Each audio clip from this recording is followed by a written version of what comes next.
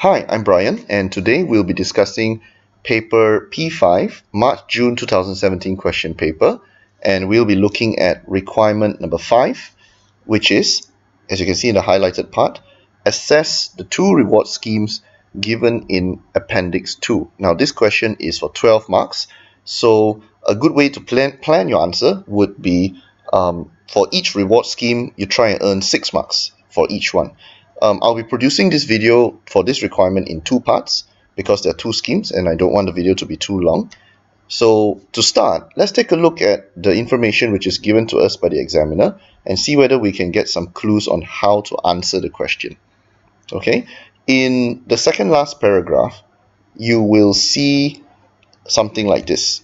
The idea of employees' share ownership has always been at the heart of DS remuneration scheme.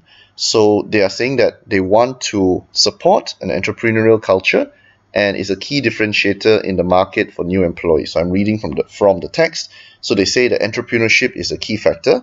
They've also mentioned that the current reward system grants shares. That means they give equity to the appraisal of the individual. That is quite good. They've also mentioned that the individual is evaluated by the line manager. So there is a direct vertical appraisal over here, and it's against vague categories such as leadership and entrepreneurship.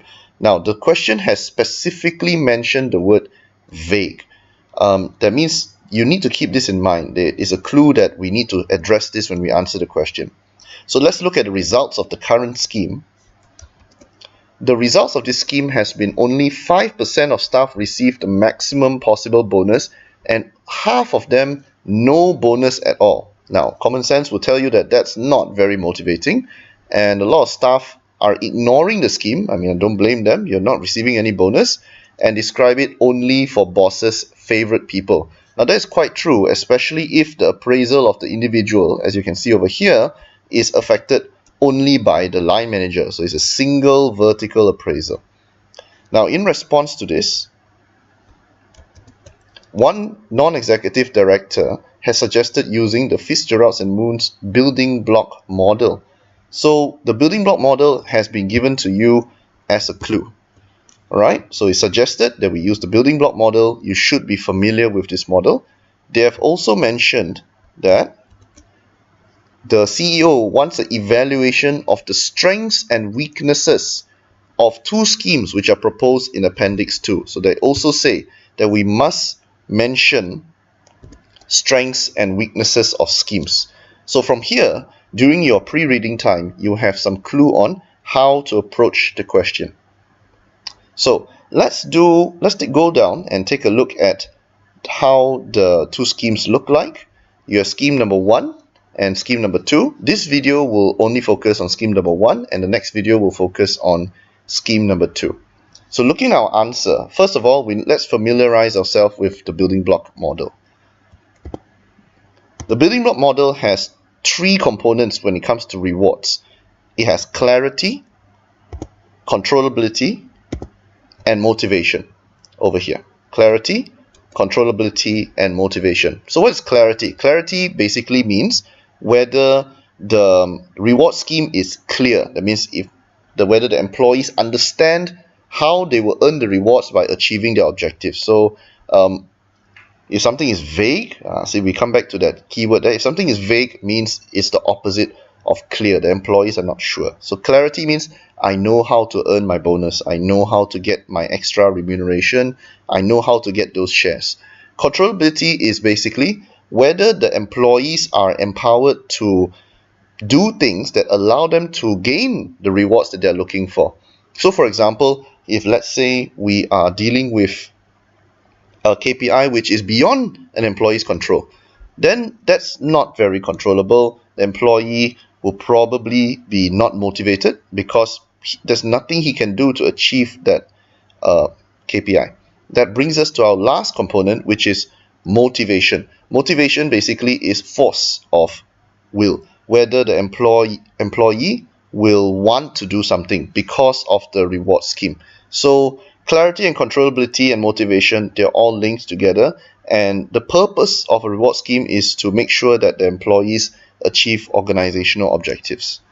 Right, so let's take a look at clarity first of all. You can see from here that since we are supposed to earn 6 marks for scheme 1 and we have 3 subtitles here, you can just try to write 2 key points for each of these items and you should earn your 6 marks. So I'll be giving you a bit more than that, so hopefully this will help develop your answer in the final exam. So the first part is, let's take a look. The scheme, number 1, is based on vague categories like leadership and entrepreneurship. Let's take a look at the question data. First of all, the reward scheme grants shares. There's a vertical appraisal between the individual and the line manager, very similar to the current scheme. And it's against vague categories. They've mentioned this word again, vague categories like leadership and entrepreneurship.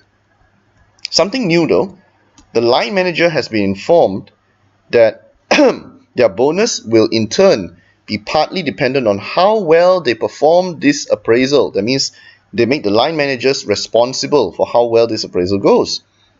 There is an expectation that 20% of staff will receive the maximum possible bonus and 20% will not. Now that's something we need to keep in mind when we answer the question. So coming back to my answer, the scheme is based on vague categories like leadership and entrepreneurship. I'm repeating what the question says to tell the examiner that I know this part is relevant. So performance needed to achieve success in these categories are not clear to staff. Like, how do you achieve leadership within your role? And everybody's role is different. So what category of leadership would be there? And entrepreneurship, it's not really defined how a staff might take action in order to achieve this. So there's a need for some framework or model for them to plan their activities on in order to achieve their bonus. One improvement on the current scheme, as we've mentioned over here, appraisal here, where their bonus is dependent on how well they perform this appraisal, the manager's remuneration is linked to their performance here. So that's a good thing. It means that managers can no longer, they have to pay attention to how they perform this appraisal. However, there is an issue. The question is not specific on how the line managers will be evaluated when they perform this appraisal. That means, well, is someone appraising the appraiser? Basically, we need to think about that and we need to raise that in our answer. And we are not given any model on how these line managers will be evaluated. So these are my points for clarity.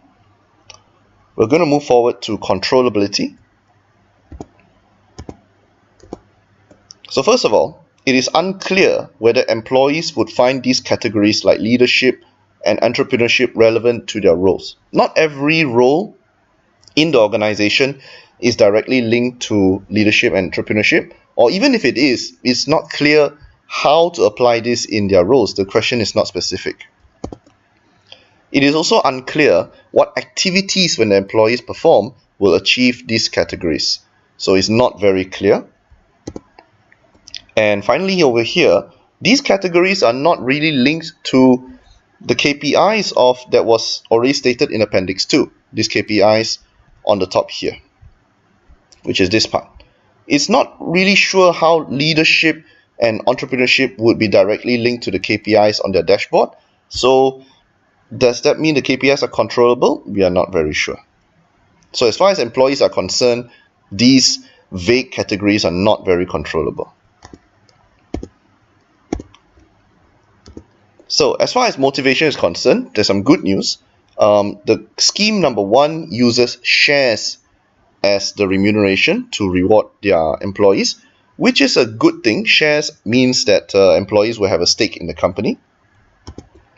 However, because there is still only a vertical level of appraisal, there is still the same problem as the current scheme. There's potential for favoritism because it's still mainly done by the line manager, and this would be very demotivating, especially since if you look at the data over here, about 80% of staff will not achieve their maximum bonus, and that's not very good. You don't give them a chance to achieve their expectation. There's a lack of clarity in the categories, and potential irrelevance would make employees feel that they're wasting their time, which was also the case in the current scheme. Line managers might be dysfunctional.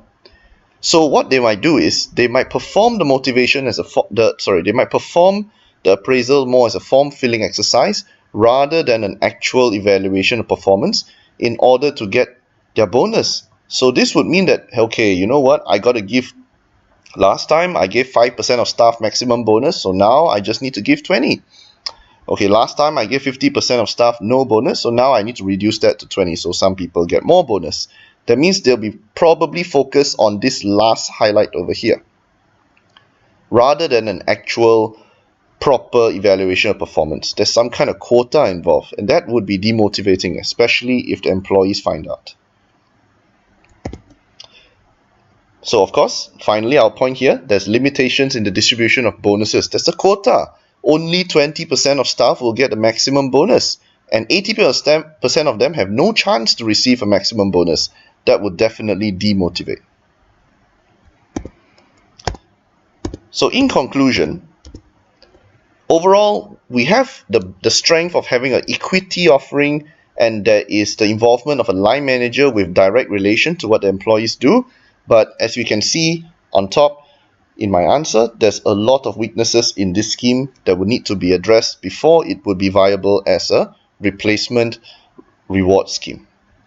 Alright, that's the end of this part 1 video. You can take a look at part 2 video, which should appear on your screen now. Thank you for watching. Please like and subscribe, and good luck with your exams.